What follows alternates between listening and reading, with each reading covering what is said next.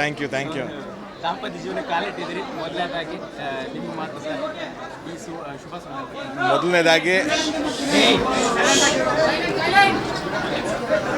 ಮೊದಲನೇದಾಗಿ ಬಂದಿರೋದಕ್ಕೆ ನಿಮ್ಮೆಲ್ಲರಿಗೂ thank you. ನಮ್ಮಿಬ್ಬರ ಕಡೆಯಿಂದ all the press family, media family, ನೀವು ನಿನ್ನೆಯಿಂದನೂ ಬಂದಿದ್ದಕ್ಕೆ ನಾನು ಪರ್ಸ್ನಲಾಗಿ ಭೇಟಿ ಹಾಕಾಗಲಿಲ್ಲ. So first and foremost thank you so much ಎಲ್ಲರೂ ಬಂದಿರೋದಕ್ಕೆ ಆ್ಯಸ್ ಅ ಫ್ಯಾಮಿಲಿ.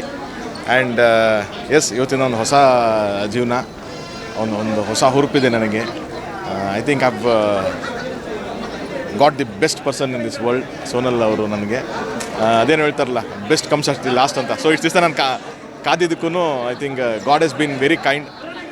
ಅದ್ಭುತವಾದಂಥ ಒಂದು ಪಾರ್ಟ್ನರ್ನ ಕೊಟ್ಟಿದ್ದಾರೆ. ಸೊ ಭಾಳ ಖುಷಿ ಇದೆ ನನಗೆ.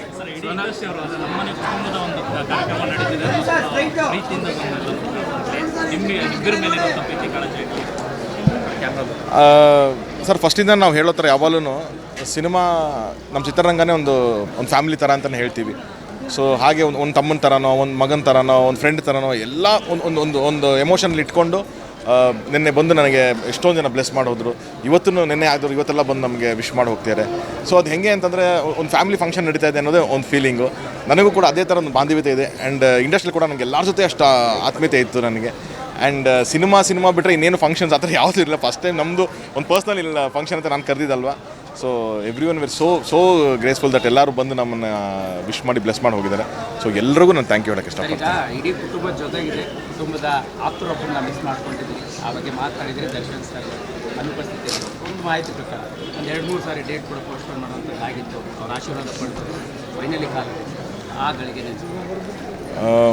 ಅದೇನೇ ನನಗೆ ಎಕ್ಸ್ಪೆಕ್ಟ್ ಮಾಡಿರಲಿಲ್ಲ. ನಾವು ಆ್ಯಕ್ಚುಲಿ ನಾವು ಲಗ್ನ ಪತ್ರಿಕೆ ಬರ್ಸೋಕ್ಕಿಂತ ಮುಂಚೆನೇ ಆ ಡೇಟ್ ಒಂದಷ್ಟು ಆಪ್ಷನ್ಸ್ ತೊಗೊಂಡು ನಾನು ಅಲ್ಲಿ ಬಾಸ್ ಹತ್ರ ಮಾತಾಡಿದಾಗ ನಮ್ಮದು ಶೂಟಿಂಗ್ ಯಾವಾಗ ಬರುತ್ತೆ, ಏನು ನಿನ್ಗೆ ಎಷ್ಟು ದಿವಸ ಗ್ಯಾಪ್ ಬೇಕು ಅಂತೆಲ್ಲ ಅವ್ರು ಯೋಚನೆ ಮಾಡಿ August 11th ಅನ್ನೋದು ಒಂದು ಓಕೆ, ಈ ಮಗನೇ ಡೇಟ್ ಚೆನ್ನಾಗಿರುತ್ತೆ ನಿನಗೂ ಒಂದು 2-3 ಆಪ್ಷನ್ ಇಟ್ಕೊಂಡಿದ್ದೆ ನಾನು. ಆಗಸ್ಟಲ್ಲಿ ಒಂದು 2-3 ಡೇಟ್ ಇತ್ತು. ಸೊ ಹಾಗಾಗಿ ಅವರು 11th ಡೇಟ್ ಕೊಟ್ಟರು. 11th ಡೇಟ್ನ ಕೊಟ್ಟಿದ್ದರು. ಅದಾಗಿ ಸ್ವಲ್ಪ ದಿವಸಕ್ಕೆ ಈ ಥರದೊಂದು ಇನ್ಸಿಡೆಂಟ್ ಆಯಿತು. ಅವ್ರಿಗೆ ಗೊತ್ತಿತ್ತು ಈ ಡೇಟ್ ಅನ್ನೋದು ಅಂತ.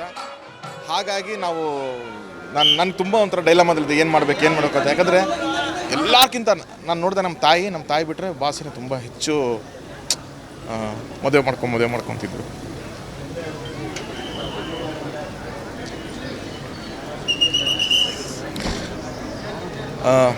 ಎಲ್ಲಿದ್ರು ಅಲ್ಲಿಂದ ಬ್ಲೆಸ್ ಮಾಡ್ತಾರೆ. ಬಂದಾಗ will go and take is blessings. ಅದನ್ನು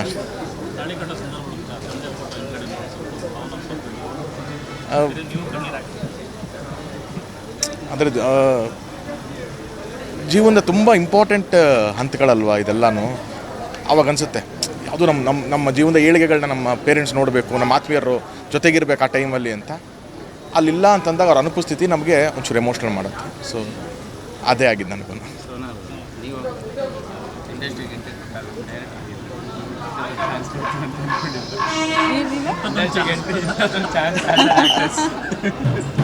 ಇಲ್ಲ first and foremost thank you ಎಲ್ಲರಿಗೂ. Thank you. ನಿನ್ನೆಯಿಂದ you have been with us. Thank you so much.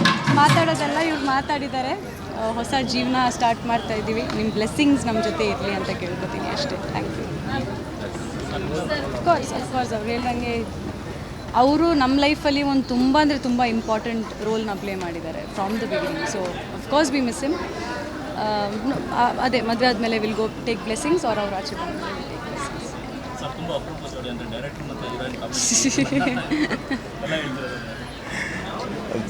ಅದು ಪ್ರೊಫೆಷ್ನಲಿ ಅದಾಗಿದೆ ಅಷ್ಟೇ. But otherwise it's to individual.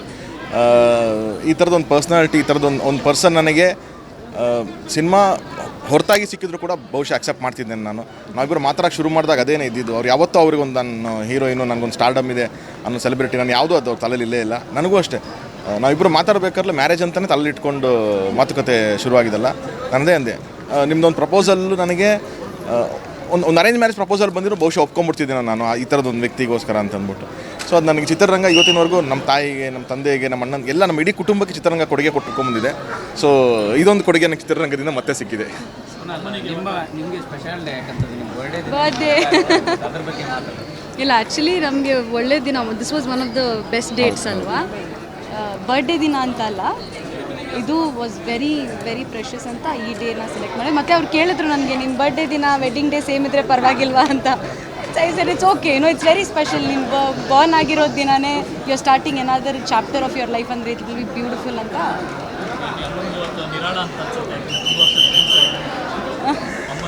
ಅಮ್ಮ ಖಂಡಿತವಾಗ್ಲೂ ಅವರು ಅದೇ ಎಮೋಷ್ನಲ್ ಆಗಿದ್ದಾರೆ. ನನಗದೇ ಅವರ ಇದ್ದಂಥ ಆಸೆ, ಅವ್ರು ಯಾವತ್ತೂ ನಾನು ಏನೋ ಈ ಥರ ಮನೆ ಮಾಡು ಅಂತನೋ ಇನ್ನೊಂದೇನೋ ಮತ್ತೊಂದು ಯಾವುದು ಕೇಳೇ ಇಲ್ಲ ಅವ್ರು ಯಾವತ್ತೂ.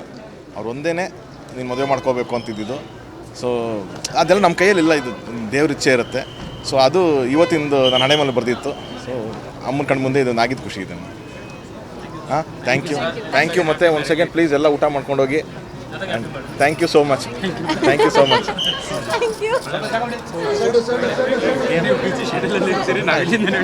ಊಟ ಮಾಡ್ಕೊಂಡು ಆಯ್ತಣ್ಣ, ಥ್ಯಾಂಕ್ ಯು.